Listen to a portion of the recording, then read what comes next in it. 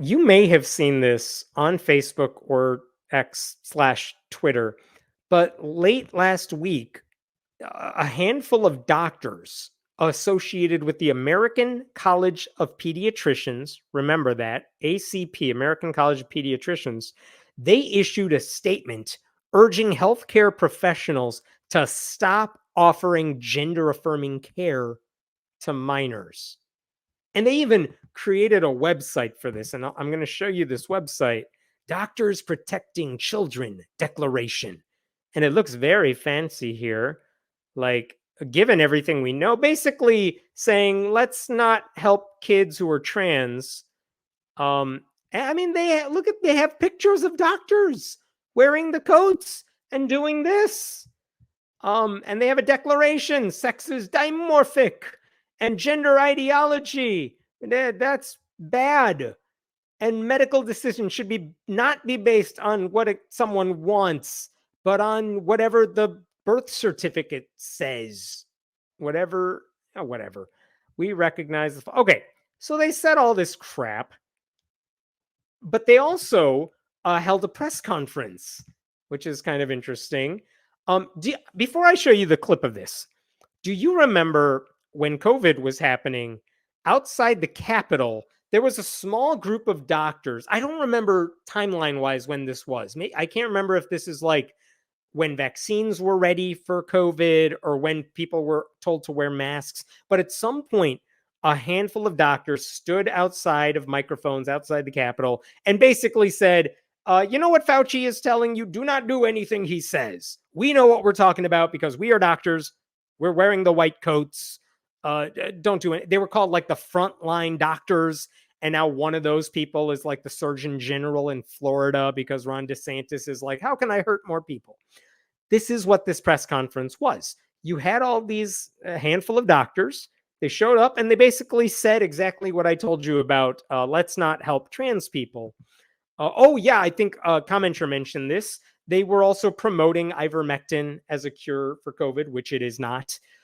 Just bad medical advice. You would not want to listen to these doctors. But for the conspiracy theorists out there and the people who vote Republican, it's like, see, these are doctors saying this thing, which, okay, you get, if you look the part and you sound like you know what you're talking about, there's a lot of people who will believe anything you say. I'm going to show you a clip of this press conference. And mind you, there were multiple people who spoke at this thing. I'm just going to show you one of them. Let me play this for you and then I will talk. And I should also tell you, this woman spoke for like 4 minutes. You could tell where I edited this just for the sake of time so you could get a glimpse of her whole speech, but I'm not going to play the whole thing. And we have serious concerns about the physical and mental health effects of the current protocols promoted for the care of children and adolescents in the United States who express discomfort with their biological sex.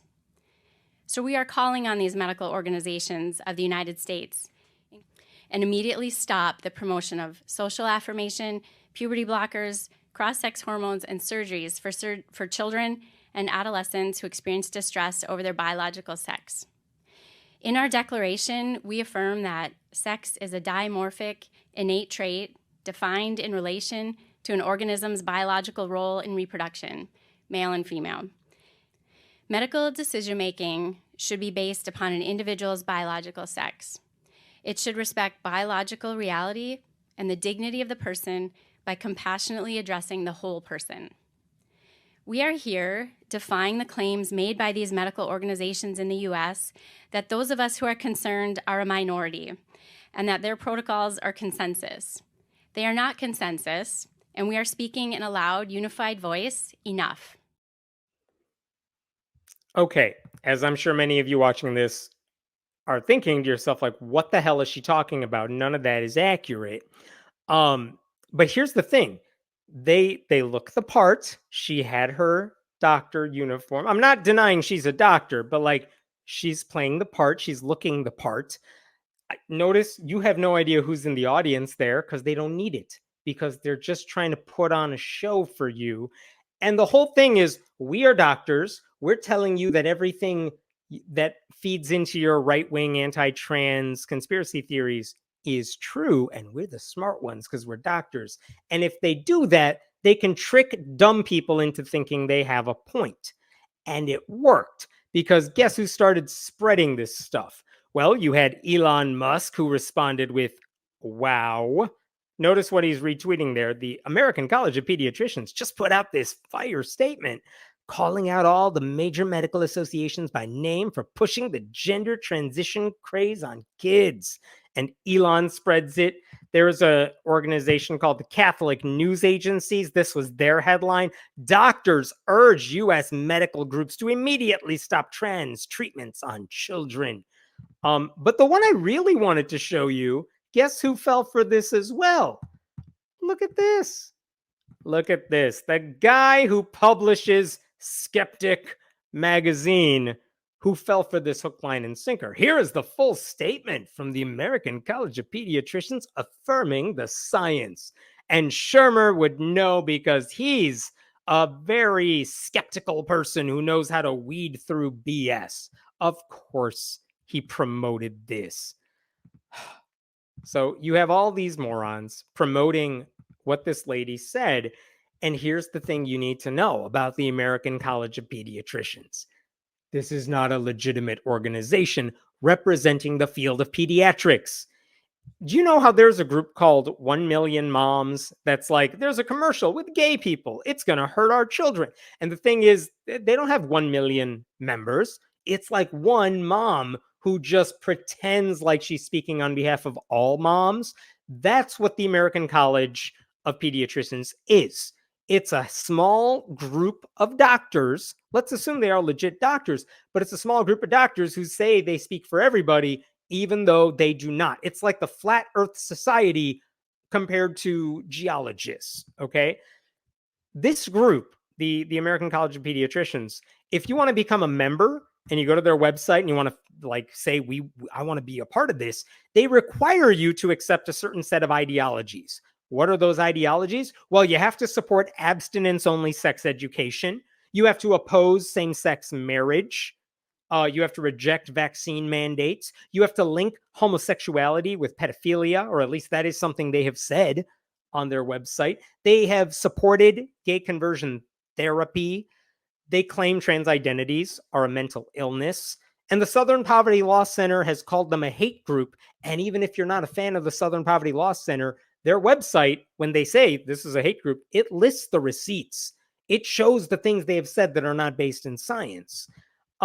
Last year, by the way, or was it 2022? 2022, Wired Magazine got a copy of their internal documents. And they wrote an article saying, here's what we found from all these documents online. I think they got access to like their Google servers, like their Google Docs online, and they were able to sift through them. And I want to show you something that was in Wired, because this was interesting. One spreadsheet appears to be an export of an internal database containing information on 1,200 past and current members. It contains intimate personal information about each member, including various contact details, where they were educated, how they heard of the group, and when membership dues were paid. I mean, if you're a member of this group, you probably don't want that leaking, but this is interesting.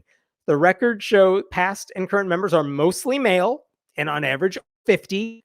And as of spring 2022, the college counted slightly more than 700 members. 700 members. Interesting thing about that, 700 members. Is there a group that actually represents pediatricians? Yes, there is. It's called the American Association of Pediatrics. Here's their website. Like, this place is legit. And guess how many members they have? They have 67,000 members. Not 700. No, they have 67,000 members. And they actually do science and put out like statements. And they say all the stuff you would expect sensible doctors to say, such as do the responsible thing, get vaccinated, wear a mask. It's the healthier thing to do. And the thing, so what's going on with the ACP, the fake one? They decided about 2 decades ago, let's just imitate the American Academy of Pediatrics. We'll get a name that confuses people. We'll get a website that looks professional, and we'll just mimic them and then tell people, well, these are our recommendations, and then dumb people will fall for it. And we could tell them, you know what's a problem? Gay people. And some reporter will be like, doctors say gay people are bad. And they have done this when it comes to abortion and obviously trans issues. And if anything, they were at the very least trying to piggyback on the credibility of the legitimate AAP, trying to piggyback, because let's say we're talking about vaccine mandates. Well, a reporter is going to say, what is the American Academy of Pediatrics, the legit group, what do they have to say about vaccines? And then dumb reporters will be like, you know what I need? I need the opposing viewpoint because both sides matter. And who are they going to go to for both sides? Well, here's another group of pediatricians. Let me ask them what they think, which is the dumbest possible thing to do, because why would you go to a group of like automatic contrarians who don't care about science because they care about ideology? But that's the whole point. The point is to confuse people, even though there are not two scientifically valid positions on certain issues.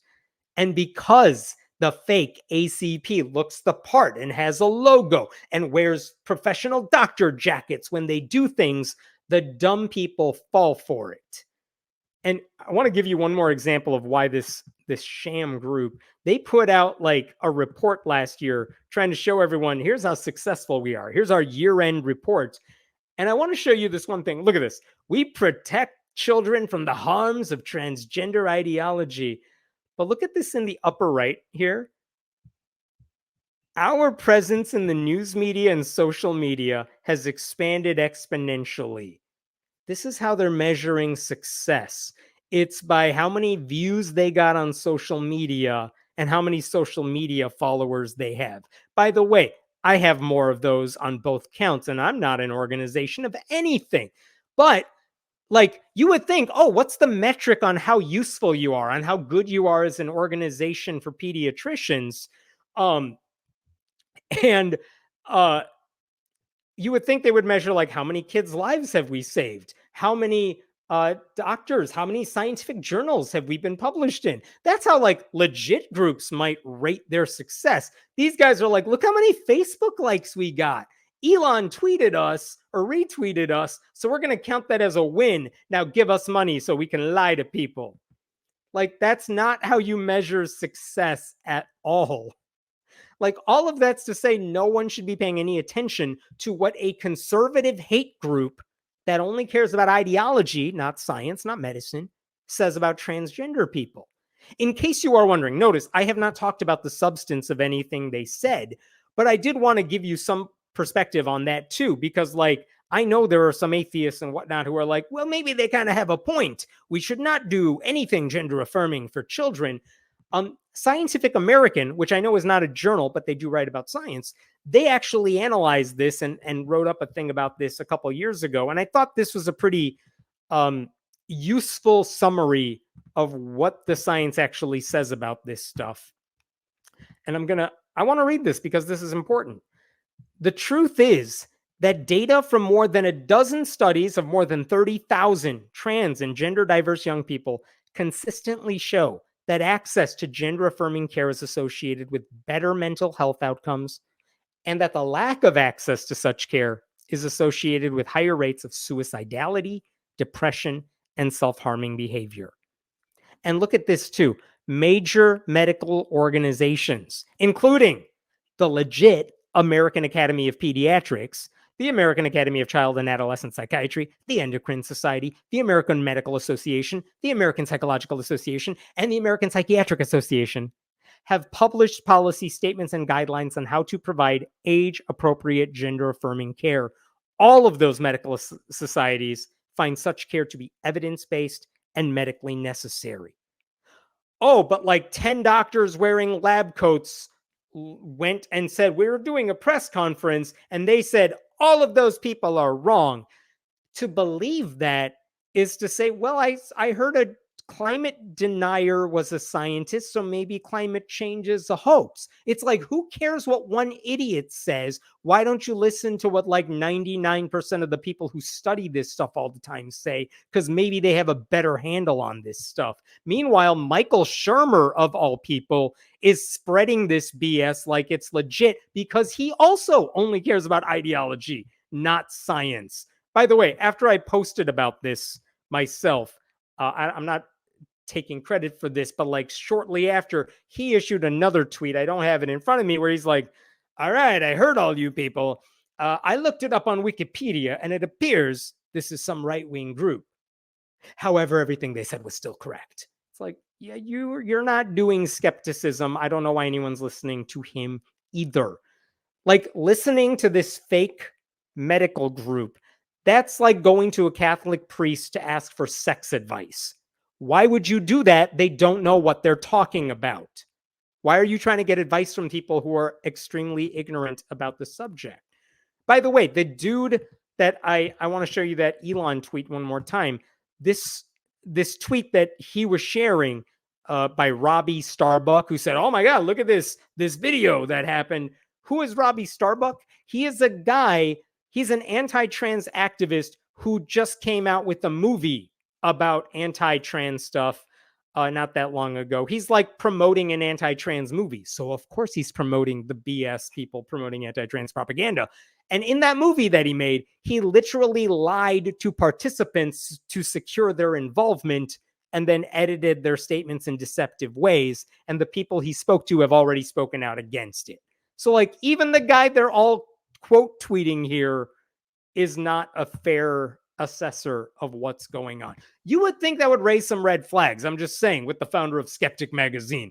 But apparently I am wrong. All right, I'll pause there. What do we got? What do we got here? What questions? Trans people are people. We all have the right to medical treatment. Yeah, and the thing, obviously, you are right, Keith.